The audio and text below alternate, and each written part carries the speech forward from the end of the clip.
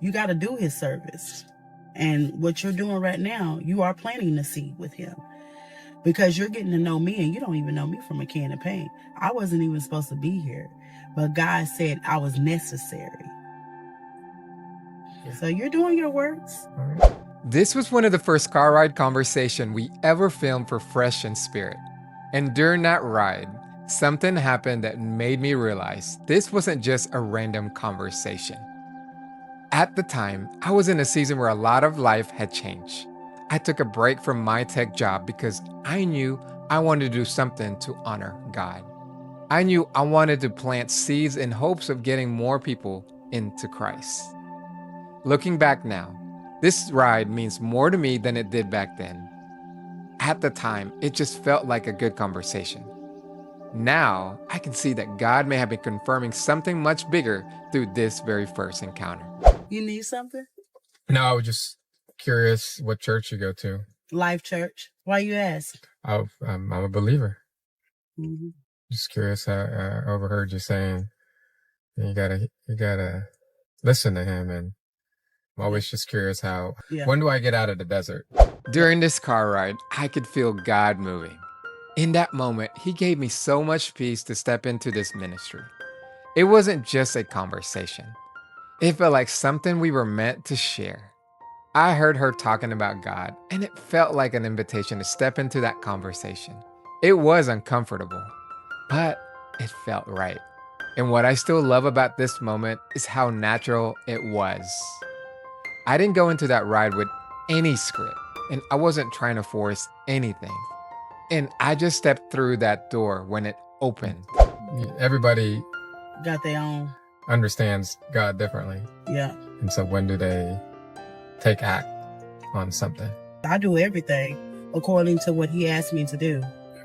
You know, I hear his voice. Number one, you have to be able to hear his voice, be able to be obedient to what he asks you to do. Help me understand your perspective on hearing his voice. What does that sound like? When I hear his voice, like number one, if he's telling me to go a different way, I'm gonna go a different way. And that's just like, he gonna talk to you direct. Number one, you gotta feel him to be able to understand him. And when I be able to understand him might not be the way that you can be able to understand him.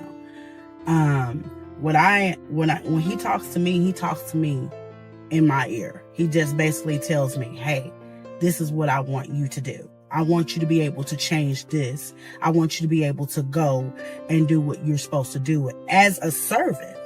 What stood out to me here is how personal her faith sounded. She wasn't just saying, I believe in God. She was describing a relationship. She was talking like someone who actually depends on him, listens for him, and tries to obey him in everyday life. Real faith has a certain sound to it. It's not always polished, and it's not always theological language. Sometimes it sounds like trust. Sometimes it sounds like somebody who has been through enough life to know they can't make it without God. Like right now, I'm doing with children. I lost my child, but he brought me here to go and, what I lost. He brought me back to what I lost so I can be able to, heal there. He's giving me a healing. I'm going back to nursing because I lost my father. So it's like he's giving me all directions what I've lost.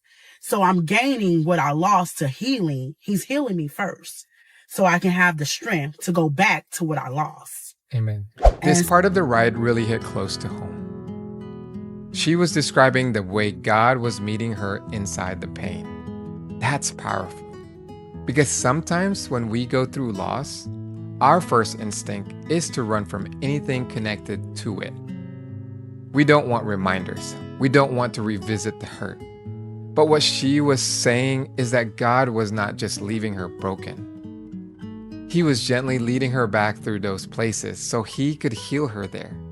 And I can relate to that personally.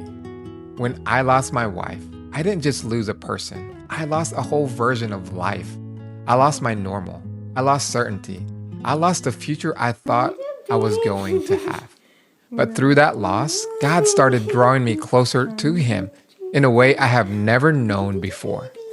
So when Latoya talks about healing through loss, I can understand that. Not because loss is good, but because God can meet us in it. He can take that very thing that broke us and begin building deeper dependence on Him through it. That doesn't mean the pain disappears. It means He doesn't waste it. Well, I think what I'm hearing is in the storms, Yeah. you press in the Lord. Yeah. That's when you're going to hear Him, is when you either run away or you press in and cuddle with Him on the boat. That's the choice every one of us faces in those moments.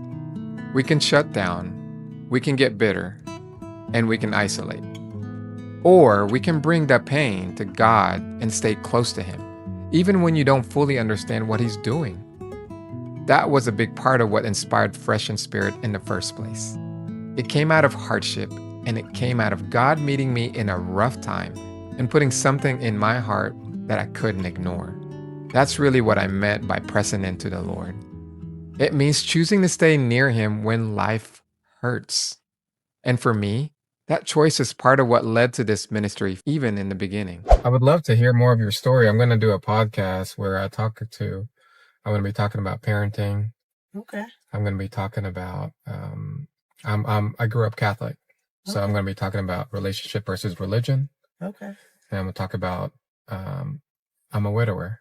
Okay. So I'm going to talk about single, abused, abandoned, affair, widower, to support them. And then the other one is I'm doing the rides to hopefully plant seeds with people in my ride to plant Jesus in the workplace. So those are kind of my 4 categories right now that I'll be hopefully doing this service. What's amazing to me now is hearing myself say this before we had really built anything. You can hear the mission coming out, even if the format was still unclear. Parenting, relationship with God over religion, encouragement for people in painful seasons, and planting seeds in conversation. It was all there before we even built anything. Even at the very beginning, where I just wanted to test the waters, God had already put the mission there before we figured out the method.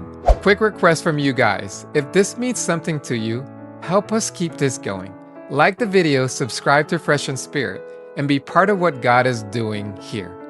We may be the ones having the conversations, but God is the one who brings the growth. Then hopefully you're doing His service. Don't say hopefully. You got to do His service. And what you're doing right now, you are planting the seed with Him.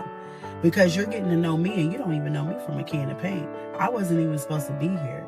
But God said I was necessary. So you're doing your works. At the time, I probably just thought this was a good first ride.